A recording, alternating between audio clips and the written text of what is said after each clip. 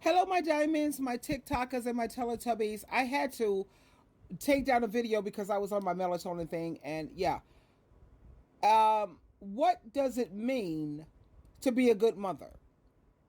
You see, my idea of a good mother is when you're looking out for the best interests of your children. That's my definition of a good mother. A good mother is someone who is nurturing, she's loving, she's kind. At the same time, she knows that there's a time and place for everything. There's a time when you can be gentle with your children, and then there's a time when you're going to have to be a little more harsh. Now, me as a mother, which I was married, I was very married before I even thought about having any children because that's not the way I was raised.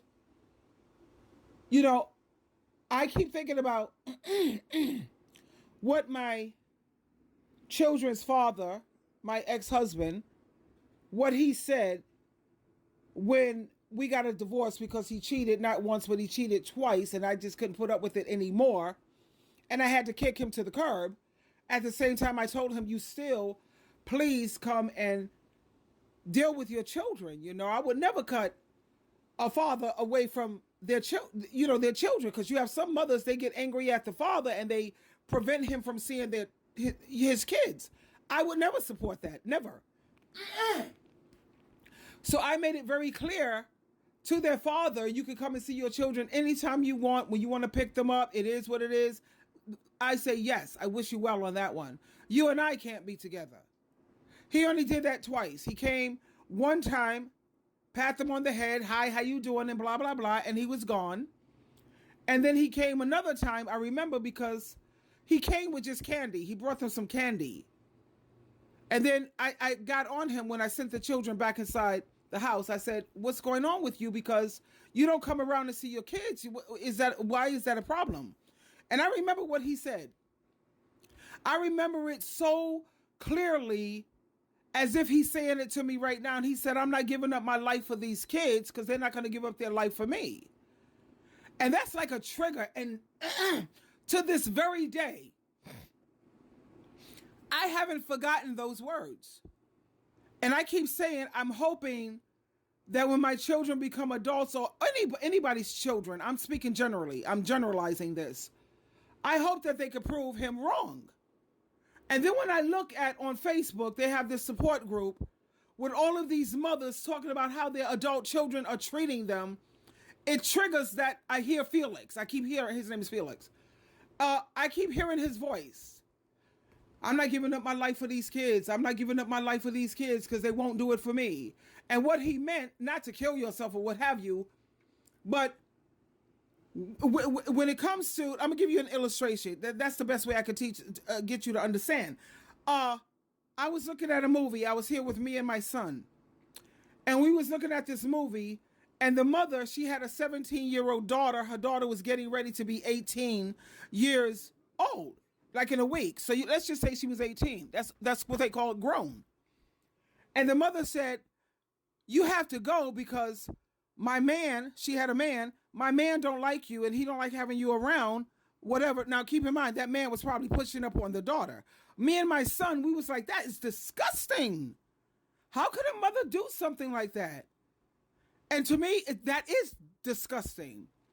At the same time, when you have a mother who have a daughter, let's just say, hypothetically speaking, her daughter is with a man that her mother don't like.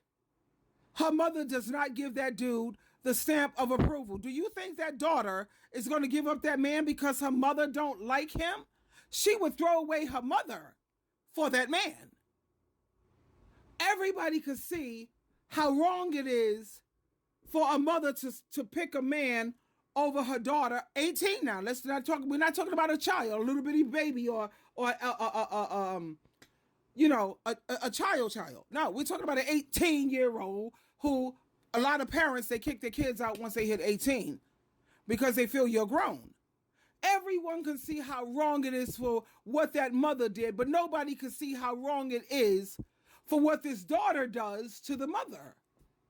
She chose that man or organization or people over her parents, over her mother. And everyone can see that they don't see no wrong in that.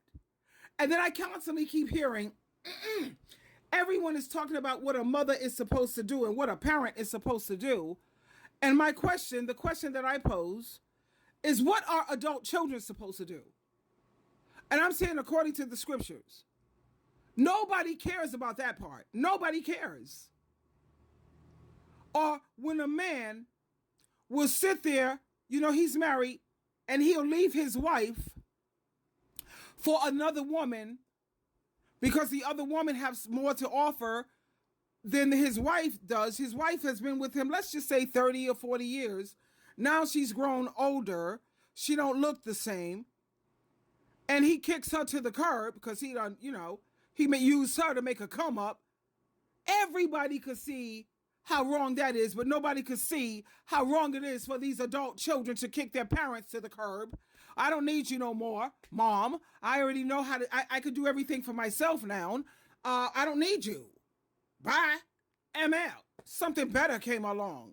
Do you see where I'm going with this? And this is where I'm having difficulties trying to understand and trying to fix this. Now, I know we raise our children to be independent.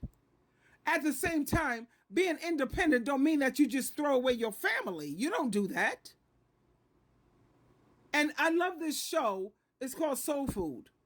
The series. I think they have like 5 seasons or 6 seasons. And with that Soul Food family, you'll notice how every Sunday, they get together as a family. They make dinner. Each person brings something. And they have a family sit down and a family get together. That's the way it is, regardless of whether a family member is toxic or not. They're still welcome to come and sit at this one day out of a week with their family. Now, and I'm not saying if someone is toxic and they're abusive, they start hitting and fighting and all of this, that's ridiculous. But just because your family don't feel the way that you feel or see things the way you see it, you're going to sit up there and throw them to the wayside? That to me it just doesn't make sense. Help that be sensible. I don't know. And look at the world that we're living in now. Everybody, a lot of people, are lonely as hell. They're lonely. They don't have no support network because families don't stick together. You can forget about that. And a lot of the times it's because you don't see things the way I say it. I already made another video to give another illustration. Let's say that you have a family member who's a Democrat, and you have another family member who's a Republican, or you have another family member who's a conservative, or they're a liberal. Are we supposed to bust up the family just because we don't see eye to eye on things? No. It's called maturity. Emotional maturity. And let me tell you something. I got to speak on this too. I just have to. You know when you're emotionally mature, when you're no longer a people pleaser. When you don't need no one to validate you except for Jehovah, Jesus, and your parents and yourself. That's when you know that you have grown up emotionally and you are an emotionally mature person. And I was just laying here today. Today is Sunday. I'm getting ready to have my meeting at my Christian meeting at 12 o'clock. At the same time, this kept going through my head because I get so sick and tired of hearing my ex-husband's voice inside my head. I'm not giving up my life for these kids because they're not going to do it for me. And then I keep thinking about all of these runaway fathers, how they just leave women struggling with a baby because these men already know what's up. These kids, when they grow up, man, come on. They don't care about their parent, the one who stayed. They don't care. I have some of my listeners right now. I want to ask you a question. What is your relationship like with your mother? And I bet you half of you, if not more, she's toxic. She's no good. She's a piece of garbage. And then you go with this alcoholic husband, or you go with this man who dogs the hell out of you, abuses you mentally, emotionally, financially, and sometimes physically, but you have the nerve to talk so badly about your parent, your mother. Really? I'm sorry. I'm having an issue with that one. Twinkle, twinkle, twinkle.